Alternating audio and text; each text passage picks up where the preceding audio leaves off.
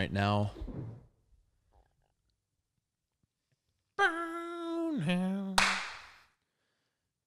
Sink them all. All right, we're good.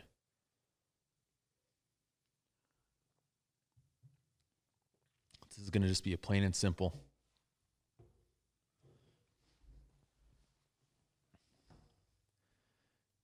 All right, I'm going to mute both of us out right now. Okay.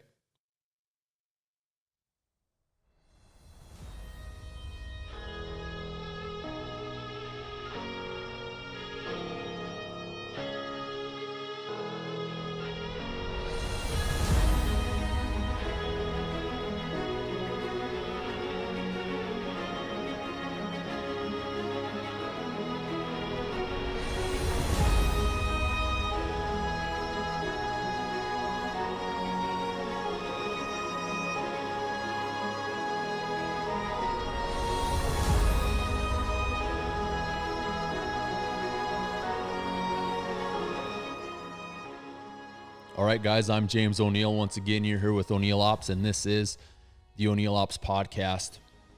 Today, we're going to be going into detail on reloading.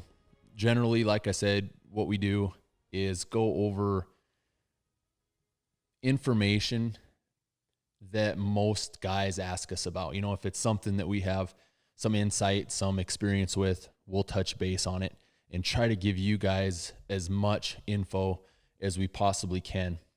And we also have John O'Neill, my brother, with us here today as co-host. He reloads a lot with us. And we're going to just be covering everything, the whole broad range of reloading. We've been doing this for years, 10, 15 to 20 years, and been around it really almost our whole lives. I mean, I've got relatives that reload. I've got neighbors that have reloaded when I was a kid. So it's nothing that's new. And I'm not going to claim that we know everything there is to know about reloading, but there are a lot of guys out there that want to get into it. We know it. They ask us. A lot of our YouTube videos are really geared for, hey man, you know what bullet are you using? What cartridge are you using? What's the best caliber for coyotes? So we kind of want to touch base on that, along with, like I said, going into detail on reloading. We're also going to be following up this podcast with a YouTube video that goes into detail on reloading, so you guys can get the visual aspect of it as well. We're going to be doing a reloading video on the 22-250 is the caliber that I'm going to be going over, which the same principles really apply to other calibers as well. It's just an easy caliber for us to do a video on because we've got a lot of guns. It's our primary cartridge for killing coyotes, and we're set up for it right now. This summer, usually we go into, longer ranges. 260, 6.5. Get out there. Yeah, get out there at 400 to 1,200 yards. Sometimes we even, I've shot out to 2,050 on an MOA plate with my 338 Norma. That's really not out of the ordinary nowadays. It's crazy how things are getting, but we're going to be talking about the benefits of reloading specifically for, hunting and long range and just general applications for what you like to do. First off, a little bit of a disclaimer. It's Memorial Day. It's kind of been a crazy new year. We've been real busy getting the cattle out, getting them calved, getting them tagged, vaccinated. We were branding 600 head ourselves today, or 600 head ourselves this year within the past month due to the situation at hand with COVID. So we're really strapped for time. And this year I planted a little bit more acreage of corn than I have in the past, but we're kind of getting caught up. So we're going to try to get more videos out and more content out there for you guys. Like I always say I'm going to do, we're going to keep going with it. We're going to keep pushing forward. But before we get started on reloading, like I said, disclaimer, we got kids running around Memorial Day weekend. If you hear something, hear doors get beat on, it is what it is. Reloading, first things first, from personal experience, all right? Safety. Just like everything, treat every gun as if it's loaded. Safety, that I kind of go by, that I from personal experience, like I said, is know your components, pay attention. You know, there's times where guys get double charges or they don't know what powder they're putting in. Usually try to keep one specific kind of powder on the table at a time. Sometimes we don't. We usually write, like on my Charge Masters, you know, we'll take a sharp, or not a Sharpie, dry erase marker, and write down what powder is in that Charge Master, because this will unfold for you guys that don't understand how it goes, but safety first. So you always want to be coherent. You always want to pay attention to what you're doing, and don't shoot, you know, other people's reloads. This is something from personal experience that I will tell you a truthful story. Okay. I think I was in college, pretty sure. Yeah, we were in college. All right.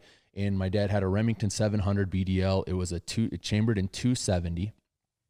Nice factory rifle, you know, like a Leupold Vari X2, just a nice standard traditional style hunting rifle. And, he had a neighbor reload for him. Well, he was having issues with the firing pin assembly on this gun and sent the bolt in to have it fixed, the bolt in to have the firing pin assembly fixed. I don't know at the time what it was, if it was the spring, if it was the firing pin itself, I don't remember. But I do remember the reloads that he got for that gun were not sized properly. And granted, guys, I had no idea, you know, this is before I was even really getting into reloading aggressively. All right. We got reloads from a guy and we're like, cool, you know, we can shoot them. Well, what happened was that gun was shooting those reloads previous to what I knew, previous to what I was actually going to use that gun for. And that gun had no bolt in it, and it was sitting in my dad's safe, no bolt in it because a bolt was sent off to the factory, and it was sitting in my dad's safe with no bolt. Okay, so here's what I did. What I was going to do was clean it. I was going to, you know, I wasn't going to clean the barrel. I was just going to make sure the bolt worked, you know, kind of maybe run some lube. It was fall. We were looking to hunt some coyotes, and I had some buddies with us. So we're downstairs, and it's late at night, 10, 11 o'clock. And I get the bolt.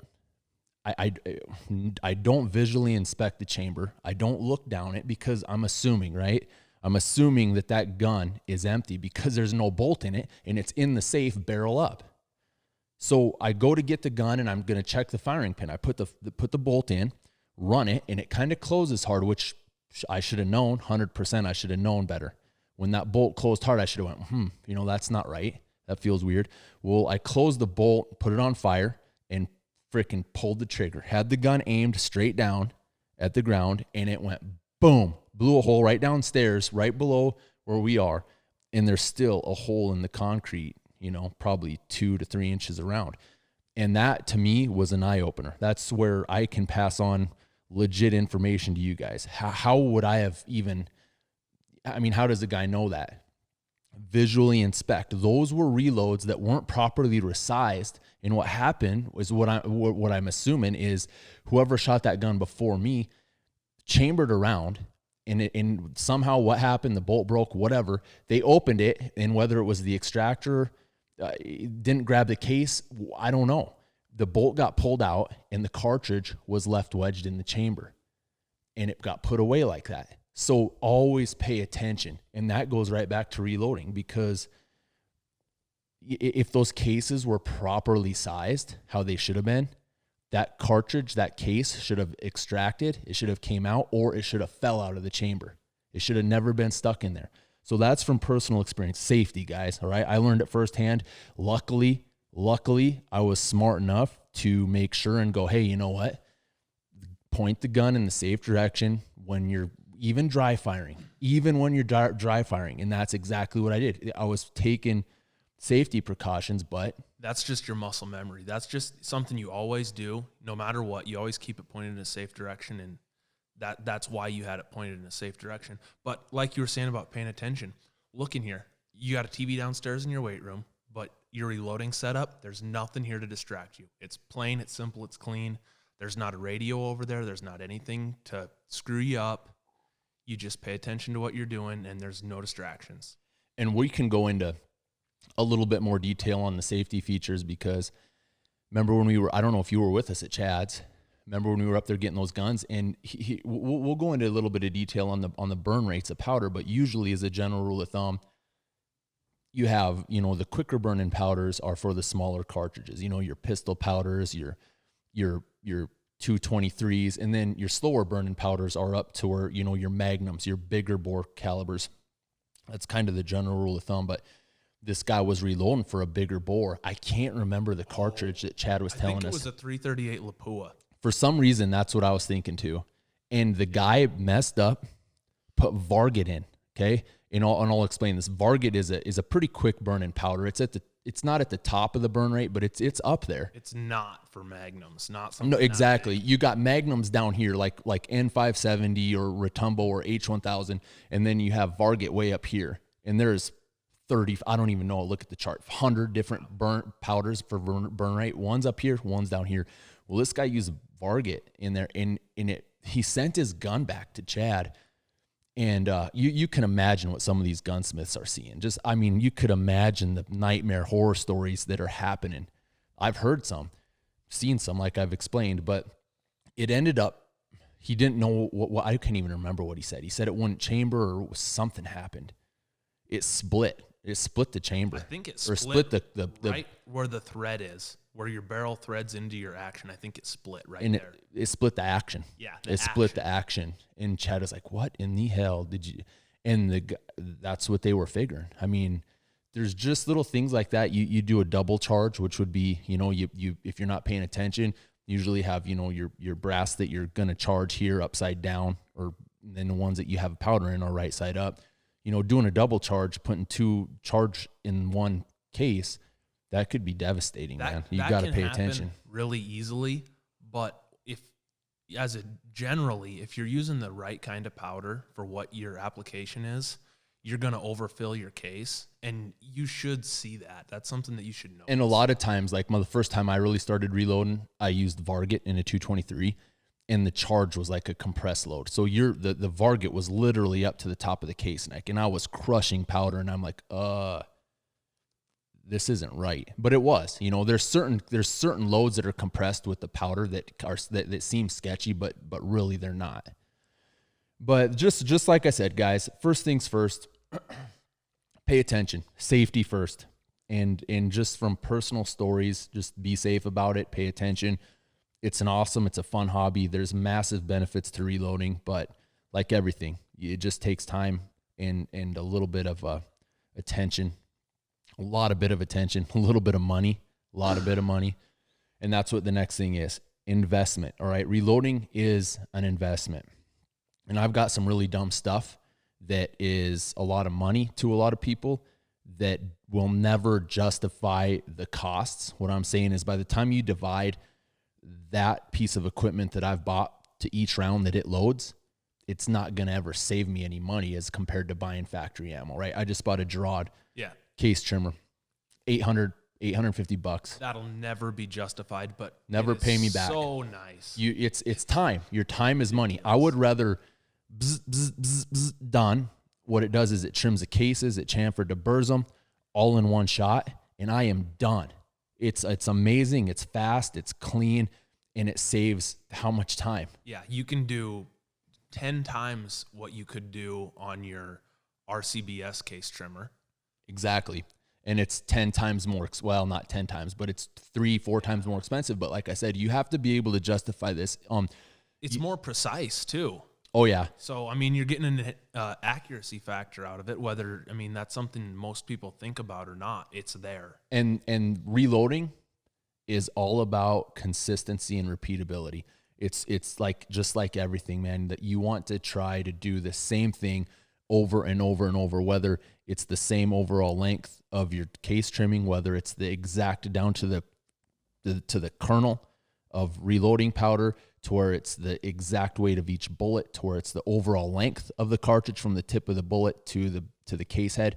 All of that, the more concentric, the more precise, the more repeatable that you are with you're reloading, the better results you're going to have. Just like shooting a bow and arrow. I mean, you want to do the same thing. You want to draw, and I'm not an archer, but did some shooting. My kids do. I try to tell them, you want to hold the string in the same spot. You want to have the same release point.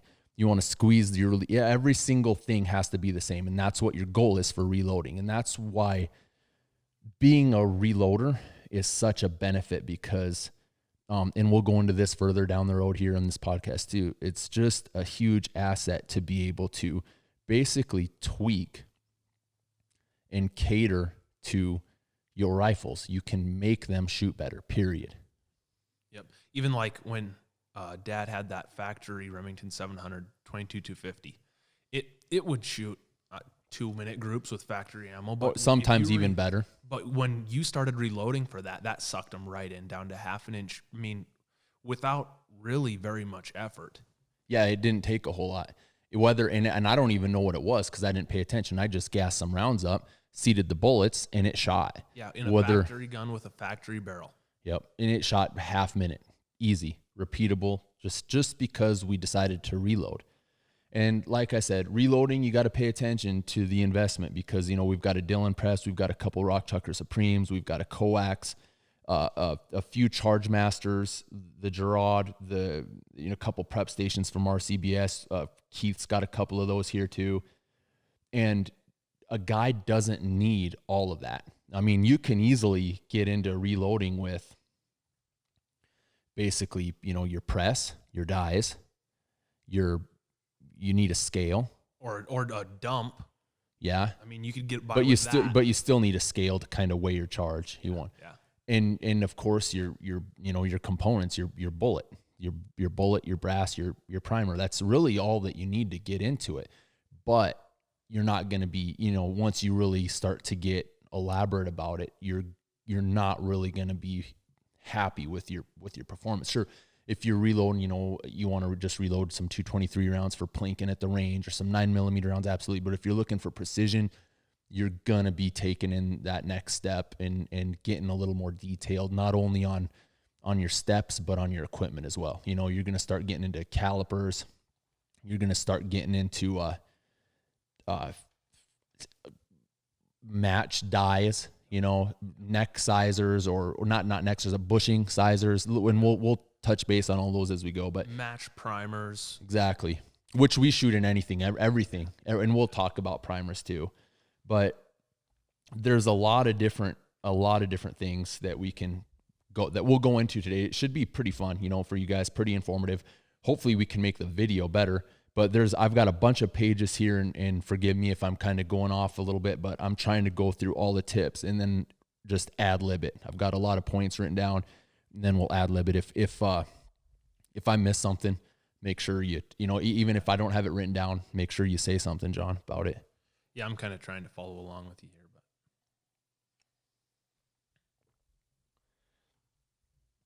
so talking a little bit more about the investment aspect, right? Nowadays, the bullets are getting a little bit more, I would say, expensive because of the amount of science that's going into them, like the higher BC rounds. Hornady's got some companies like Cutting Edge Bullets have a monolithic bullet, and we'll another topic too on here. But a lot of these really high BC rounds tend to get expensive. There's a lot of science behind them. There's a lot of marketing behind them. And I think that there's a benefit to them for sure, but you have to factor all of that in because, you look at 9mm, you can buy really cheap 9mm rounds for basically more affordable or even cheaper than what you can reload them. Honestly, you can, if you do the math on those. But like I said, if we shoot, like usually in the summer, we shoot a lot of 9mm rounds, and it's really easy to pick up your brass, clean them, run them through a Dillon press, and you're reloaded again. And if you have all that and you can afford the setup, you can save a little bit of money. But like I said, you have to factor in the cost of all your equipment. And in the end, that's for you to decide. And if you enjoy it. I just single stage reloaded 1,000 rounds of 9mm. That took me a lot of time. But when I'm lifting and I can walk over to the press and crank some out just in between sets, I enjoy that. Yeah, and that's a really good point, because you get a sense of satisfaction by doing it, because you're actually making something. You know, you're taking components and you're making it to fit, to perform better than a manufacturer that mass produces it. And there's a sense of satisfaction in that 100%. And it's enjoyable. A lot of guys do. I know when we get into the hunting season and we're really knocking out a lot of rounds, you come in and we're kind of pressed to do it. There's 3 of us or 2 of us or 1 of us. A guy can always be knocking rounds out, but it does get kind of tedious, because we'd rather be out hunting and shooting than reloading. But when you have the equipment that we've got, and we're not bragging, it doesn't take long to knock out. Shoot, you and Keith knocked out 100 rounds in 10 minutes, a little bit longer than that, but simple, easy, quick. But I mean, as long as it took you to get the cameras ready. Yeah. Really. And a lot of guys aren't fortunate enough to be in that situation, but it is a really fun process, and it's fun to do. It's comfortable sitting back there. You know, it's relaxing to kind of pay attention once you get it down. And we're always learning new stuff about reloading. I mean, I'm always watching new things. There's always somebody out there that knows more than you do. And we would love to think that we're helping a lot of guys out, but don't take our word for everything. You know, do some research on it, because there's probably things that we will miss. There's probably things that we don't touch base on that a lot of guys know a lot more about. So make sure that you do your part and research a subject that you're interested in going into detail on. First, usually, I've got cartridge selection on a separate page, but usually what you kind of want to do is, what do you shoot the most? You know, that's what you kind of want to build. This is just me kind of thinking. I wouldn't, if I do a lot of shooting of one cartridge versus another, say I put, a couple thousand rounds of 223 down every month versus 20 rounds of, my hunting rifle, a regular 7mm, a Remington mag or a 300 Win Mag, whatever. I'm probably going to gear for reloading for the 223, because that's what I'm doing more trigger time with. So what you want to do is you want to get a proper cartridge selection. You want to decide what you want to go and shoot. And then you have to decide what, you kind of want to go into, whether, I said earlier, just plinking, or whether it's for precision work or precision hunting. I would say even it's probably a little bit more important, because you're actually taking the life of something. If you're shooting steel, you're getting competitive. Absolutely. Those guys freaking hammer. They go into detail on everything, and there's money at stake. So people want to do the best that they can. I generally look at hunting as, without talking about the ethics thing, but it's our duty, it's our responsibility to provide that animal with a quick, clean kill. Reloading goes hand in hand with that. Make sure you know how everything's shooting. And that's kind of how I gear what I do for reloading. What is my application? What are you doing? And that'll all follow back and say, hey, how much money do you want to spend on your setup? If you do a lot of shooting, absolutely, you're going to probably spend a little bit more than somebody that just wants to gas up 50 rounds for all year long for their hunting rifle. Yeah, you won't have a problem dropping $800 on a decked out Dillon versus spending $100 on a Lee press that you can get your stuff done with. Yep.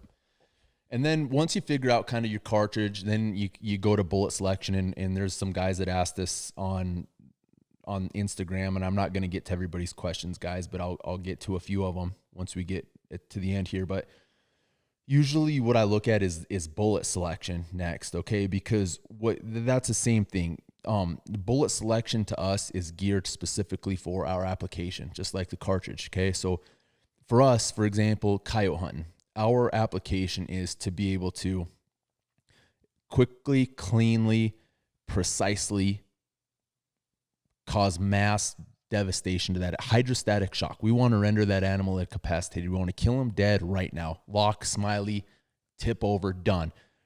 A lot of times that doesn't happen with a certain shot. You know, sometimes you got to take a shot that's a little bit further back, more like an archery style, double long or heart shot. And you still want to have that quick, clean kill. With emphasis on clean. And emphasis on, for us, preservation of fur. That's what I mean by clean. You don't want to explode something. And here's the thing. Shot placement is key. 100%. I mean, you can, if you have a gun that shoots, here's a really good explanation, so I don't really get too far off topic here, but, and then remind me to go back into bullet selection for what we're doing. But the way that I look at it, guys, is this. So you have a factory rifle with factory ammo that 90% of the coyote hunters or 90% of the deer hunters or elk hunters shoot. I'd say probably more than that. 90% of guys probably don't reload that go hunting. There's so many people that, you know, we're in an industry here where we're talking with guys that use custom rifles all the time. That's all they own. That all they do is reload. And it seems like it's a lot bigger family of guys here, tribe of guys here that do what we do, but really in the overall scheme of things, it's not. So the way that I look at it, and we get tons of questions on YouTube. Well, why do you reload? You know, why do you have to have a 5,000, blah, blah, blah. Well, if you break it down, and the easiest way for me to explain it to guys is there's been times where if I sit down and I'm seated, I'm not making a prone shot, all right, I'm making a seated shot, which is half as steady as a prone shot, usually. And it might be more or might be less than half as steady. But anyway, it's not as steady. You have factory gun, you have factory ammo, and your crosshairs are wobbling a little bit. You know, you're trying to make that shot on your wobble. You take a breath, boom, your heart beats. You try to make a shot between. That gun might be, let's give it the benefit of that. That gun's an MOA gun, factory rifle, factory ammo, MOA gun. Shoots 1-inch groups at 100 yards. For you guys that don't know, 1-inch groups at 100 yards. So at 200 yards, what's that? That's 2-inch groups. At 300 yards, 3-inch groups, 400, so on. Say I wobble just a little bit and I squeeze that trigger when I'm an inch high. Well, that 1-inch group, that 1-inch kill shot just turned to 2-inch, if not a little bit more. 200 yards, that 2-inch just turned to 4. That's the difference between a vital shot and a wounding shot, or a wounding shot versus a missing shot. Now you break that down and you want to spend the money and you want to get a custom rifle like the cool guys, blah, blah, blah, and you want to reload and you want to get that gun shooting not a 3/4, not an inch, not a 3/4 inch, not a half an inch, but maybe you can sucker down and get a 1/4 inch. Now that's 4 times better, 4 times more precise in that situation where you're trying to make that shot. Your crosshairs are floating. It's a 200-yard shot. Well, you're off by an MOA. Well, what's an MOA turn into at a 1/4 inch group at 200 yards? Half an inch. What's it? And it just, I mean, it turns a legit miss in certain situations to a vital shot, to maybe even a wounding shot that you can recover the animal and kill it. Of course, it's your, you know, it's your judgment and it's your responsibility to make a precision shot. But the way that I look at it is if for some reason I miss, I don't want to second guess my equipment. And we're to the point with what we use. If we miss, guess what? We go back to the drawing board and we lay prone and each of us shoot 50, you know, whoever misses shoots 50 rounds and figure out, hey, what the hell happened? Oh, well, I just pulled it. It wasn't the equipment. We overgear. We do use quite a bit of money. We pay attention to detail on reloading so that our systems are much more capable, way more capable than we'll ever be. Yeah, and that's 99.9% of the time that's the case, is someone screwed up. I mean, we have had cases where your can was loose. It wiggled loose in your pack or something like that happened, but almost every single time the person screwed up, not the equipment. And that's just how I look at it, guys. You know, that's an easy way for me to explain.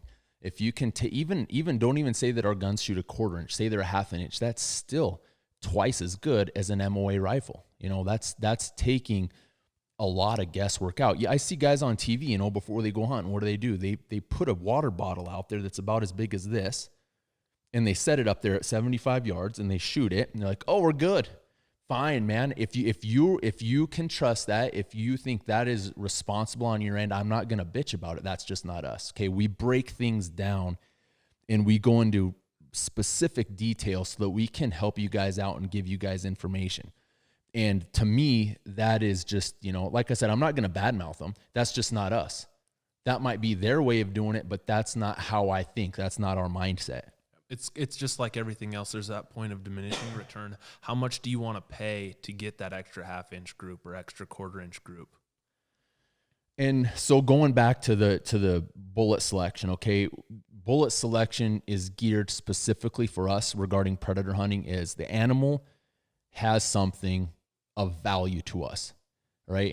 And we can go into detail later on different podcasts on how that animal may be encroaching. It might be devastating to livestock producers in certain ways. For us, you know, it does happen. It has happened, but it's not to the point where you actually need to have some kind of depredation on that animal or mass killing on that animal because of the depredation that they're causing, I should say.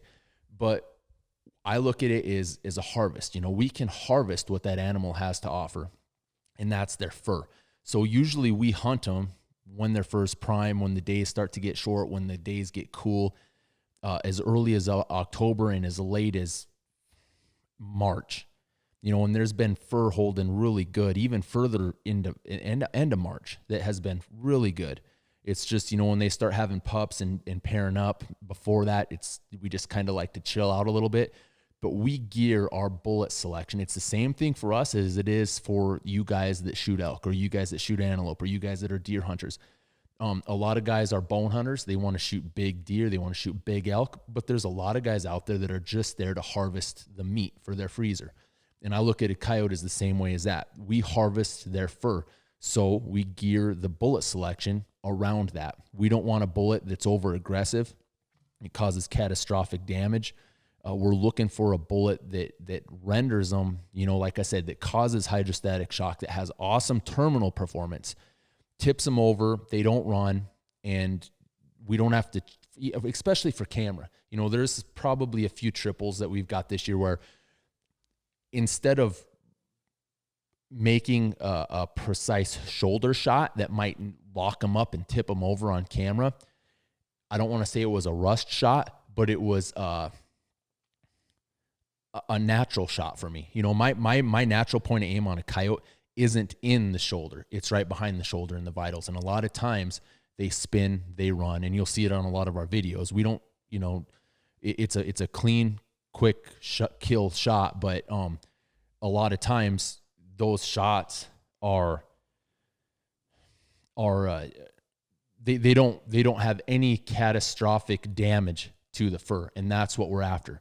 So with the bullet selection that we gear our predator hunting rifles for, that's kind of what we look at. I mean, we've used a lot of everything from longer range bullets like the 69 grain Sierra Match Kings. Those are, I mean, you could take those out to 1,000 if you want to, down to like the 60 grain Raptors that are a machined monolithic round, which that means it's literally a machined monolithic solid bullet that's machined with a CNC, Swiss CNC machine, all the way down to, like, you know, your lighter Hornady VMAXs. And we've seen results on a lot of different bullets, but there's nothing really bad about one bullet versus another. I personally think that, once again, shot placement is key. Okay, I mean, if you have the most devastating, the most aggressive, the most catastrophic bullet that just, I mean, hits something and just blows up, if you shoot them in the right spot, it probably won't. The chances of it still doing it are there. They're a higher probability, I should say. But there's a lot of times where we'll actually take headshots with those kind of bullets. In a lot of situations, it seems like it doesn't matter what kind of bullet you're shooting. If there's a coyote sitting on his ass looking at you and you throat punch him and it goes out the back of his neck, you're going to ruin something. And a lot of times, if you know that, you drop down, you know, to their brisket, or you go up to their forehead. Exactly. And that's just something that you kind of learn, you know, like, hey, you know, that's an awful white coyote. We don't want to wreck it. So we'll take a headshot if the opportunity presents itself. But bullet selection is really key for us. And we're always out there trying new stuff. We've had awesome luck with a lot of different bullet manufacturers. And there's a couple questions on it, I think, so I'll make sure and kind of touch base on that when we get to the end. But excuse me, a couple things that guys have asked us that a lot of people don't understand is you have to gear your bullet selection for the twist of your rifle. Okay, and there's a lot of people that don't understand that either. And I'm sure you'll probably hear us talk about that in a couple video reviews or maybe even more podcasts down the road. But once again, the general rule of thumb, the slower twist is for a lighter bullet. You have to have a little bit quicker twist to stabilize a longer, heavier bullet. And in order for guys to understand that or make that work, a lot of times with a factory rifle, you're really limited in your bullet selection, not your cartridge, but your bullet selection. Say let's go for example, 22-250. Most factory 22-250s are 1 in 14 twist. Some 1 in 12, but traditional 1 in 14. Okay, that's just because of the bullet. It's all about shooting a small bullet fast. So when you want to do something different, like we are, then you have to do something different with the barrel twist. Which is why we design the rifles, and then we design the rifles with our application in mind, and then we follow up with a bullet design. We follow up, and I don't mean we design the bullet, we design the cartridge, we fabricate the load to cater to that weapon system. Where guys that buy, they go, oh, what can I shoot with this gun? You got to know the details of that rifle first. Guys that get in and get a 1 in 14 over the counter at Shields or Cabela's, more than likely aren't going to be able to shoot the projectiles that we're shooting. Even if, for example, like the monolithic rounds, the 60 grain Raptors, well, those, they might be light enough for some guys that run a 14, but they're long because they have to compensate that weight somewhere. They have to add that weight in somewhere so they increase the overall length of that bullet. So a 60 grain monolithic copper solid is actually longer than like a 69 grain Sierra Match King. Yep. So you have to pay attention to certain things like that. There's a lot of guys that get bullets and like, well, it won't shoot in my gun. Well, what's your twist rate? That's why what we do on our 2250s, most of them are 8 twist, because what we found is an 8 twist will shoot the lighter bullets just as efficiently, or just as precisely as it does the heavies, as long as you pay attention to your velocity. There's a lot of guys that are like, oh man, you're shooting it too fast, that you're increasing the revolution per minute too much because your fast twist, you're going to blow your bullets up. Sure, man, on certain things you probably will. I've never seen it with our guns, with what we've built. I've ran 40 grainers, I've shot them. I've never used them because I like a little bit heavier, but we consistently use 50 grain VMAXs all the way up to 75 grain AMAXs from Hornady in the 224 caliber. And everything in between, 69 grain Sierra Match Kings, some flat base bullets around that a custom guy made for us, the 60 grain cutting edge bullets, and a lot of different bullets in between there in that range with that bullet, with that barrel twist, seem to shoot really good for us. So like I said, guys, we're getting into crazy detail here on stuff that probably should go over on another podcast, but this all is, this all directly relates to reloading. You have to know what you want to get into. You have to know what your system is. Of course you want to know what it's going to be capable of, but it can't be capable of something that it'll never do if you don't pay attention to what the specs are on it, what the mods are on it. Yeah, the whole point of us reloading is for accuracy, and to get that accuracy, you have to nitpick those little details. Yeah, exactly. And that's what we like doing, is nitpicking the details. So we go into the bullets. Like I said, we've got solids like the monolithic machined bullets. I've shot those out of the Norma too, like some 277 grain lasers that Cutting Edge Bullets makes. There's some claim on those about on all monolithics that there's no run out. That's what they use. That's what everybody in the King of 2 Miles exactly. Was shooting, or most of them. Most all of them do, or most of the guys that actually win or in the top places is used. And what the claim to that is the concentricity of the bullet. There's no run out. And what I mean by run out is lopsidedness. A lot of times guys will say, well, copper jacketed lead it might be the copper jacket on the lead might be a little bit thicker on one side versus the other side might be a little thinner, and you get a little bit of wobble at close range. It won't matter at all, but as it progresses, you get mid to long range, you can start to see inefficiency in flying, and which is where like the monolithics, there's none of that run out. It's machined to tolerance, and it's a torpedo. There's no wobble. There's no, they're to me, in my opinion, they're a little bit tougher to make shoot, but if you can get them to shoot, they shoot. And then you got like the match grade bullets, like your 69 grain Sierra Match Kings, your A-tips, your burgers, your VLDs. Exactly. Burgers are good. Your VLDs are very, all of those for long range steel shooting. And then more along the lines of your highly frangible, nasty, catastrophic, just go in an inch and just poof, cause massive wound channels, like your VMAXs. You got a few different kinds of bullets there that you can kind of, in all of our rifles, basically shoot them. That's how we design them. So you have a wide variety of bullet selection. So if we want to, take our 22 250s or 22 Creedmoors and run a match with them, which I won't do, I never have. Maybe, you never know, I might. You could put a higher BC round in that, buck the wind, do some long range shooting with it. Versus guys are starting to do that. Yeah, exactly. Like 22 Creedmoors shooting like an 80 grain bullet or bigger. It's kind of crazy. Yep, exactly. And BC, ballistic coefficient, that plays into it. A lot of guys might not know what that is. It's a general rule of thumb. That's the efficiency of what the bullet fly. That's the efficiency of a bullet in the air. You have like the secant ogive versus the tangent ogive, and we'll probably do that on reloading, where the secant ogive is more like the VLDs, where it's like a sharper, more abrupt, a little bit sloper, a little skinnier design, where you have your tangent is more like a Sierra Match King. Yep. That's like it's more of a rounded nose, doesn't fly as good in the air, but a lot of times it's really easy to reload for. Yep. The VLDs like to be seated up in or seated back quite a ways before you can get a little more finicky. Yep. They kind of seem to either want jump or want jam, and those other ones just freaking kind of seem to work. You just seat them. Yep, seat them and go. Yep. Or you can go with like a hybrid. That's what I'm using, the OTMs and the 338. It's a hybrid, and they shoot awful good. You got flat bases too. We've got some flat base bullets that we use in our 22. They say those shoot awful good too, but you get the boat tail. That's another thing.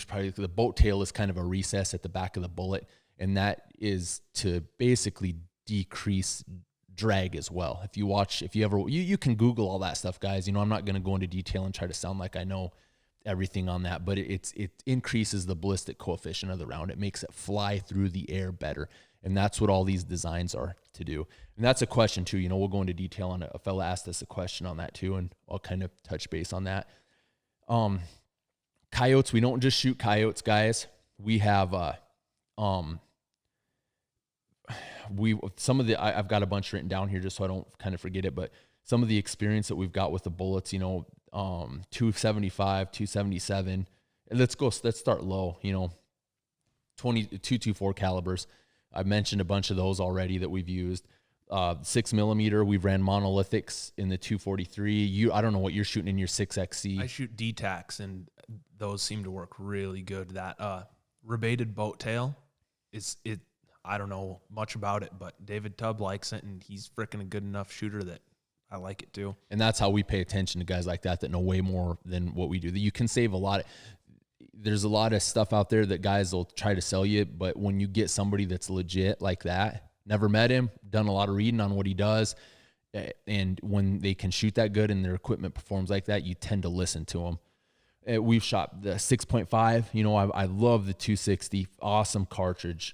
We shoot a lot of 139 Lapua hollow point boat tails out of that. A lot of them, because I've shot coyotes with it.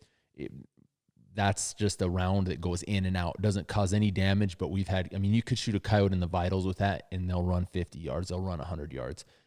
We don't really, I've shot deer with it, antelope with it, awesome results, but it's more of a steel kind of a target round, not really a big game round. But like I said, guys, shot placement. We do a lot of shooting with that. The new ELDXs, with the 143s, what else are we shooting with those 6.5 PRCs? Yeah. 143 LDXs. They have another one too. Not the AMAX or the ELDMs. No, I thought I had. I'd have to look. Anyway, then 7mm 168 grain AMAX. I don't know what else you shot with that. Joe shot like some 185s. You had some Sierra Match Kings or some Sierras, I think, in a 284. I shot those out of my 257. Oh, okay. Was what I shot them SMKs out of. That's right. 308. I pretty much for my 308, all I use is 175 SMKs. I got thousands of rounds of those. Just a solid, easy to load forward bullet. I've got a lot of AR platforms in the 308, and I've kind of got a fetish for that. But then up to the 338, like I said, we've ran 275s, 277 lasers that are monolithics, and my current go-to in my 338 Norma is the 300 OTMs, the Berger OTMs. Awesome shooting gun. In those rounds, they shoot really, really well. But we do have a lot of experience with a lot of different 9mm. We do a lot of hand loading for 9mm, 115s, 147s. Everything from berries, cheapies to Hornadies. To the good, expensive Hornady, like home defense stuff, highly frangible. XTPs, yep. 45 ACP, 240 grain is what they are, I think. Or them, what are they, like 160 from Cutting Edge? But those are preloaded though. Yeah. Those are fully loaded. You can buy. We have some that aren't though, I think. Yeah, we could gas them up. Yep. So we do, like I said, a lot of different reloading and a lot of different platforms. And here's the thing. We've taken deer. I mean, quite a few deer, a few antelope. Probably should shoot more antelope, get a tag every year, but love eating antelope. And elk, man, that's something that we are just in a really unique situation for. And we have an awesome opportunity to really see what kind of damage occurs with different calibers and different bullet selection. And we probably won't go into, we should go into detail on that elk, man. There's a big argument out there, and this all is relevant to reloading too, sectional density. They're saying, these lighter, smaller diameter bullets are just as effective on a big game animal as your bigger blunt, because, you think of a needle just piercing. A needle, you can just stick it through with ease, where you got a big old 30 cal, it's like hitting it with a fist and it just hits and stops. Well, it's a touchy subject, but when guys come out here, and last year we killed 30 elk, and when I mean we directly handled 30 elk hunters. The first thing the year before that, it was mid to upper 20s. The year before that, it was mid to upper 20s. The year before that, so we're getting it. My goal is in the next couple of years is to get 500 elk down, and we get a lot of experience with that. Not only with cutlery, cutting these elk up and processing them for guys, but hey, what caliber are you shooting? Exactly. Hey, what bullet are you shooting? That's the first question that I ask guys is what's your bullet selection? Because there's guys, man, that bring a 6mm, and I'm like, if you're gonna shoot a 6, if you're gonna shoot a 240, I want to see you shoot a group. You're gonna shoot a group at 100 yards, and I'm gonna watch you do it. And they better be freaking all within my pinky, because you're gonna shoot the bastard in the eye. And a lot of guys are gonna give us hate for that. But here's the deal: we're in a situation where this isn't a wide open spot where these elk are. They're coming out of the edge of 200 bushel corn. And I don't want to find them with the combine header. I don't want to find that dead elk out there in the middle of 200 bushel corn with the 12-row header that dicks my machine up, our machine. That isn't going to happen, because guess who pays for it? Us. Because you didn't use a gun that you know how to use, and you didn't use caliber selection that you should have. And even before that happens, then that we're out there freaking running through a cornfield all night with flashlights and dogs, and we've done it, and we've done it, and everything else, trying to find someone's screw up because they couldn't shoot a capable caliber with a capable rifle. And we've done it 100%. We have done it. We have literally had to take a thermal drone up and find dead elk, because it is what it is. But when you cater to as many hunters as we do, you can eliminate a lot of variables by using a cartridge that's designed to not only penetrate, but if it hits a rib, it'll break that rib and go through it, not bounce off of it. And there's so much hate online, guys, that, I want to use a lighter, smaller, less recoil. Dude, man up and get a cartridge, get a caliber, a bullet selection that's going to have enough energy, enough foot pounds that will, when it hits a rib, because you can't see the freaking gaps between the ribs, that will go through, break bone, and do what it needs to do. And that's where, like I said, we're seeing that stuff. Everyone's like, oh, how many elk do you guys shoot a year? Freaking more than you, probably guarantee it. We have taken just as many guys out to kill elk on an annual basis than probably just as many guys have in the United States. When you kill 30 of them, 20 of them, upper 20s in the past 4 years, all within a 10-mile radius, then, you know, you get to see some pretty cool stuff. And it's not, like I said, we're not bragging. It's just, it's a touchy subject, and it gets us fired up because we can tell you, hey, dude, bring a caliber that's going to work. I don't care if it hurts your shoulder. I don't care if you have a flinch. What I'm going to do this year, what I was going to do last year is I'm making, if guys don't want to use proper bullets, proper cartridge and bullet selection, they're going to run or walk a mile nonstop, come back, prone out, and shoot a 5-shot group. And if they don't shoot within an MOA at 100, within a minute of walking back and proning out, then guess what? You're not hunting here. There is an argument to be made for saving some meat, but there's still you're getting 350 pounds of meat on one of these elk here. Yeah. And if they're worried about shooting one in the shoulder, you shoot them in the head. And we've had guys anyway. So that's something, you know, that we kind of make sure and pay attention to. It's just something that goes along with reloading or even buying factory ammo. We make guys shoot. And that's something, if you're going to be doing this a lot, man, I really appreciate seeing guys that reload and have, when they pull out a Gunworks or they pull out a LRI or they pull out a custom TS Customs or any kind of custom rifle. Even for that. Having a nice scope. Exactly. Somebody that pulls out a factory, a good factory, $700-800 rifle with a $2,000 to $3,000 optic. I'm like, all right. I honestly take a deep sigh of relief and I'm like, oh man, wow, this guy knows. Because it's not you. When you lose that animal and it turns around and runs back into that corn, it's us that has to worry about it.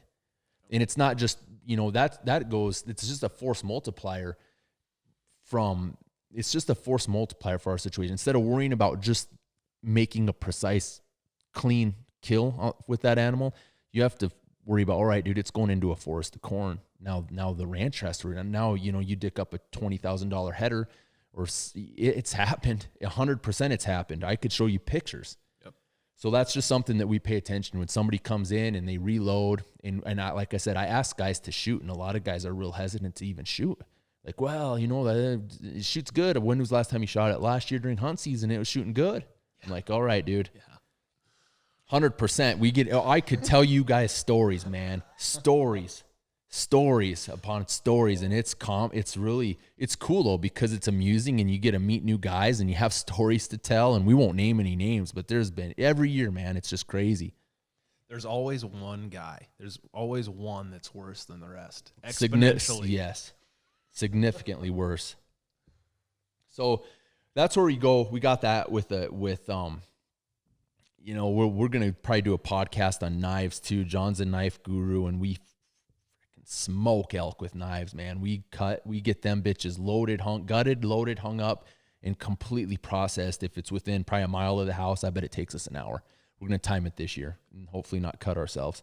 Yeah. But, you know, like I said, the number of elk, that's a lot of experience. The coyotes, you know, we go out and we kill a lot of coyotes every year, at least 100.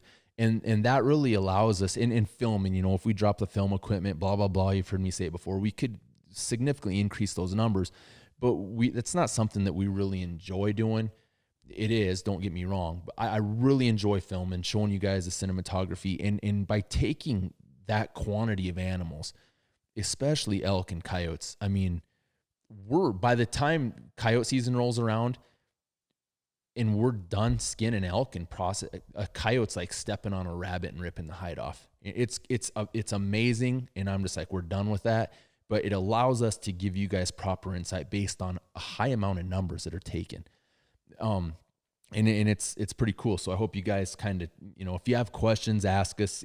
We're in a unique situation, and we really enjoy giving you guys insight on it. So once you look at the kind of the cartridge selection geared for what you want, the bullet selection geared for what you want, you kind of want to, I break everything down even dude, we're at 54 minutes. And we're not even, We're on the second page out of what, like 10? Yeah. That's just how elaborate we get into reloading.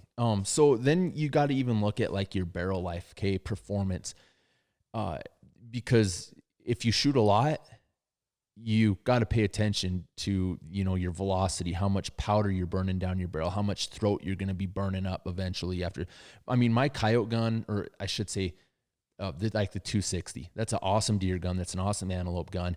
It's a little iffy on deer or on elk, sorry. But that gun, I will break that out as often as I can and just shoot it. And that's something where you have to pay attention, because there's been cases with me, I've shot probably 4 260 barrels out, I would say. And when I mean I don't shoot them out, I get that throat burned out, and it takes a couple thousand rounds to do it on a 260, if not more. And you start chasing the lands. You start seating your bullet out a little bit further, because you find that happy place where your ogive is really close to the throat or in it. Usually I don't do that, but you have to keep chasing the lands to maintain your precision. And usually what I do, once that's out far enough, I just scrap it. I'm like, dude, I'm not going to, a lot of guys will cut the barrel off. They'll cut the chamber off and have it rechambered and completely redone. But you might only get another 300 or 400, 500 rounds out of it. To me, that's not worth it. No. I pull the barrel, put a new one on. Yep. So there's a lot of different things you got to look at, barrel life. What's your loads going to be like? If you're going to shoot hot, fast loads, you got to make sure, all right, with this going in, making sure I pay attention to it. I'm going to be rebarreling this thing once or twice every year. Certain things like that. We should probably talk about brass. Brass is something that's, you want to, when you get into reloading, you want to have one lot of brass. You want to have one kind, whether it's Winchester, Remington. We use a lot of higher end brass, which is like, I use a lot of Lapua and Norma brass for the PR, or Norma brass for the 260, Lapua brass for the 250s, and 260, Lapua brass for my 338. What do you use? I got some Nosler brass. That's some good Peterson brass. Nosler, I think's Norma brass pretty much.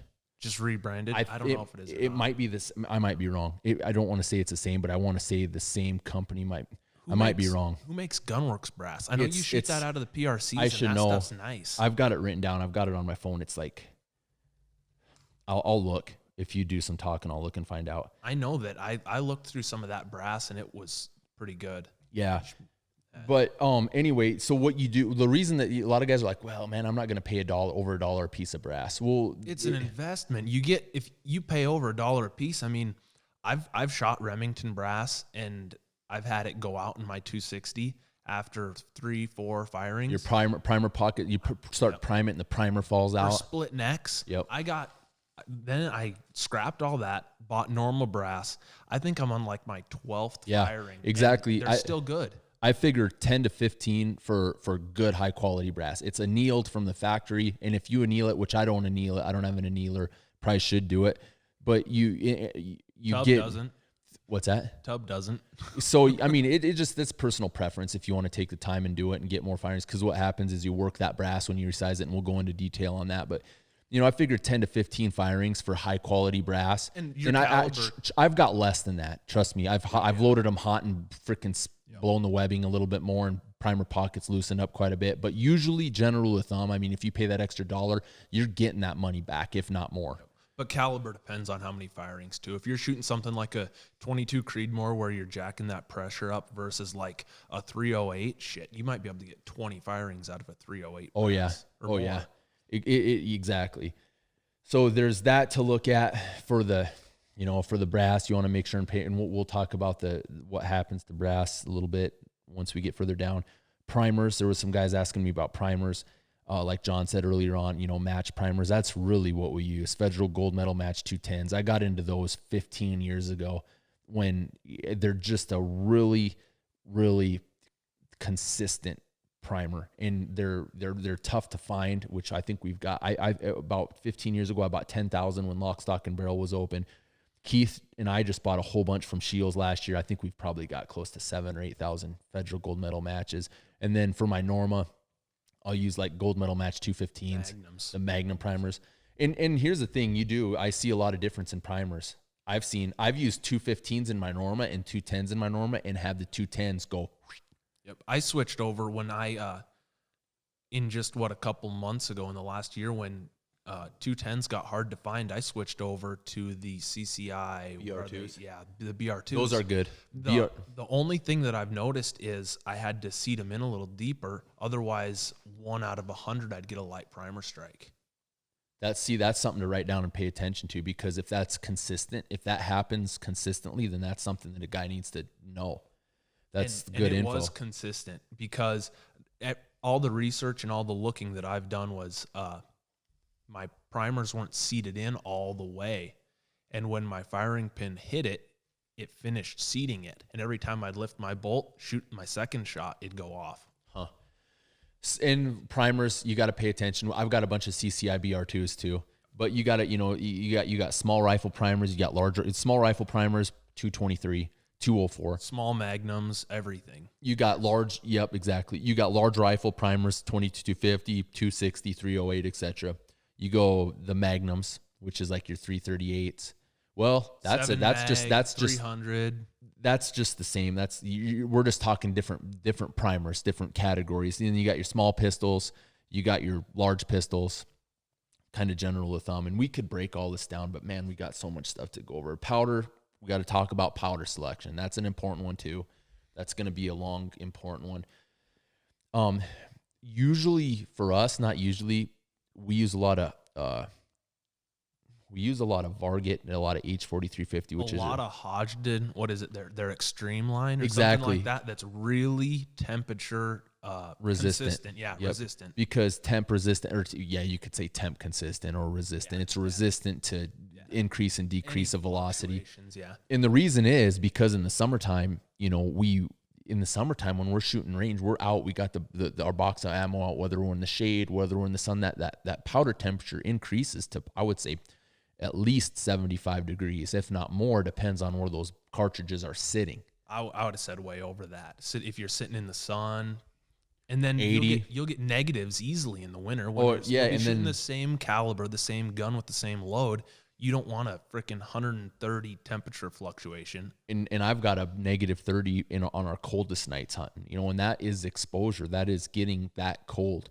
Where I've heard of guys where they don't want their point of impact to change from when they sight it in during a mild day to cold night. So they'll put those rounds in their pocket. Well, we're not doing that. And we're not seeing a whole lot of variance don't kid yourself. I'm not taking a chrono when it's 30 below out and chronoing it and then chronoing it when it's 100 degrees out. But what we're not seeing a big point of impact shift in those temperature ranges. And we know what a guy should do is I've frozen some guns. I've frozen some guns up, stuck them in the deep freeze overnight, shot them, left them sit out, shoot them just to see, if anything shifts regarding the carbon fiber barrel, the bedding, the carbon shell stock, the load data, etc. And there's been some, has really been some differences. So stuff's happened, yeah. You want to pay attention to that so you know what your system's doing. And then, like we said, you want to pay attention to your burn rate, because we're shooting. This goes kind of back to barrel length too. We're shooting little bit, I would say, shorter than average barrels, which are usually our barrels are around 20 or under for our coyote rigs, 20 inches or under. And that's really a non-traditional length compared to the ordinary, what it used to be. It's getting more common though. Exactly. It is 100%. Like a lot of guns you're seeing are really cool looking short overall length platforms where we design them for the use with the suppressor. So you add that overall length, you add that extra 7 inches, and we want to still be able to be compact, to be functional for our application. So that's why we design them that way. And you also have to factor in the burn rate, because you don't want to use a really slow burning powder where that round's traveling down that barrel, and by the time it gets out, that powder isn't burned up. And there's been a lot of guys that are saying, well, dude, you're going that short, you're not burning all that powder up. It might be the case. As long as I get that gun to shoot how I want it to, I don't care if all that powder is getting burned up. But guys, that are real particular comp shooters, or they want to squeeze out the maximum velocity out of that cartridge, and they have a 24, 26-inch barrel, with a muzzle brake or muzzle device on to mitigate, manage recoil, or for hunting situations. Absolutely. They're going to pay attention to that burn rate so that they know they're getting the full performance out of that, out of all of those gases, out of all of that propellant. So there's something that you guys want to make sure, you know, like I said, fast and slow is important, especially in reloading. You want to pay attention. You don't want to put a fast burning powder in a large case. And that's why you need a good reloading book. Or that's something that you really, or like I said, you need a good reloading book, or you talk to somebody that you damn well know has knowledge on that subject. And you trust. I mean, 100%, because if someone is giving you knowledge, I mean, you're taking that for what it's worth. I mean, and that's why you said you want to talk to somebody that knows, somebody that does competitions, that does it consistently, that has, you know, if they use that powder, absolutely. If they're like, oh man, you know what, I've never used that powder, keep going, find the next guy. You know, there's a lot of good information online, a ton from reputable sources, but always double check those sources. It pays. Like I said, you know, go ahead. What do they say? You always start 10% less. Yeah, or something like that. We'll go into detail when I do the reloading video. You know, I usually, to be honest, I look at the manual and I start somewhere in the middle, lower end, lower third, I should say, lower third. Yeah, and then kind of work up from there. But you should, you know, you just got to pay attention, because the case capacity is different on different brass. You got different tolerances in your chamber. All of that stuff has an effect on pressure. Yep. And you got to pay attention. I mean, there's a lot of things that we could go into detail on. You know, some of the powders that we've used. Even if your barrel's broken yet or not. I mean, in your first 150 rounds, there's more pressure. I believe there's more pressure, and you're getting a slower velocity. I know your velocity picks up after that 150, 200 mark. And see, that's something that I should just document. You know, there's a lot of guys out there that just shoot and shoot and shoot, and that's all their job is. They don't really go hunt. They just do tests for powder manufacturers or bullet, and that's where you pay attention to that stuff. I mean, we've used Tight Group, CFE pistol. What else? Pistol powder. H1, no, not H1000. There's an H110. H110's a pistol. Did you say Tight Group? Tight Group. I've used 800X a lot. It's a big flaky powder that smells funny, but I like it. And I mean, like H1 Varget. Gosh, what else did I use? CFE 223. I've got a bunch of that. I've got to test that out. That's not supposed to be temperature stable, I don't think. And there's a lot of guys that are just hating that, said it's junk. But I really want to test it out and try it with precision group, see how it works on a 308, you know, a 223. Varget's a great one, man. Varget's just such a good, solid performer. So is H4350. Varget and 4350, I think everybody needs that, because you can do most of what you need to with that. You can reload from a 223 to a 308. And I mean, as long as you're not doing something crazy like a large Magnum, you can probably get what you need to out of one of those two. And we've got probably 10 to 80, 100 pounds of those, stacked up. I've got so much powder that's just, it's awesome. You get it. If you can get a good deal, buy it. It's really good. And all you guys know what we're talking about. All you guys at Reload know exactly what we're talking about. And then, you know, you get, like, for example, H1000 and Rotumbo for the larger Magnums. RL22. Yep, RL34 for the, I used RL34 for, gosh, what the hell did I use RL34 for? I can't remember. You tried it in your 338, didn't you? I think I tried 22 in it. RL20, yeah. 22 in it. I used RL34 for something. I can't remember. I shoot RL22 out of my 7, and it's always been really good. I don't think it's very temperature. It was too fast for the Norma for me. So like for the Norma, what my go-to is Vitivori N570. That stuff, it completely couldn't find it, and I had some on back order with Grafs, and I ended up, they said, hey man, about a year later, we got 12 pounds of this. And I'm like, all of it. I want it. I want all of it. Do you have any more? And I think I actually got like 15 pounds of it. That stuff's supposed to be really clean burning, right? Or is it really dirty? It's dirty-ish. Dirty. I knew it was one way or the other. When you patch out, it's just blacker than a freaking, it's blacker than a fireplace freaking smokestack. But it don't matter. I mean, it shoots good, and that's out of your large Magnum that gets a lot less shooting. So yeah. It still only needs cleaned a couple times a year. And if I could, I'd shoot the hell out of that thing. But man, the cost, you got those big old bullets, and you're dumping in 90 grains of powder a pop, and it's one of those things where it's an awesome one to shoot, but really you don't take it out unless you're going over 800 yards. I mean, you shoot at 100 and it's just stupid. For over a buck a round, or about a buck a round, and that's a reloaded round without the factored in cost of all your other equipment. I mean, geez, that's pricey. Yeah, that thing, we call that one the elk slayer. That gun is just a freaking sword, man. That thing it's killed so many elk. It's just a hammer. Awesome gun. Chad built that a while ago. It's just built on Dad's. Actually, it's pretty cool because Dad had a old 300 Remington mag, long action. Yep, and we just pulled that action off because the barrel was a little joke of a pencil barrel, and put a big old long Bartlein 1 in 9.3 twist, and it hammers. A good Manners stock. No. It's a Terry Cross Sentinel. McMillan makes it. That frickin' polymer Remington 700 stock was a joke. We tricked that thing out, and it's a hammer. It's not the most comfortable gun to shoot, but it's freaking such a good shooting gun. Did you put a PTG bolt in that too? Yep. PTG bolt. Chad Tig welded it on. It's legit. It's freaking 100% good. I mean, we talked about the basics that a guy needs, a press, a shell holder, dies, a scale. Like John said, you either talk to somebody that you know, or you get yourself a good manual. That's probably nowadays you get an app, or not even an app. You just go to their website, like Hodgdon's. Hodgdon's got a powder calculator or a reloading data center, I think. I use that a lot. It's really handy.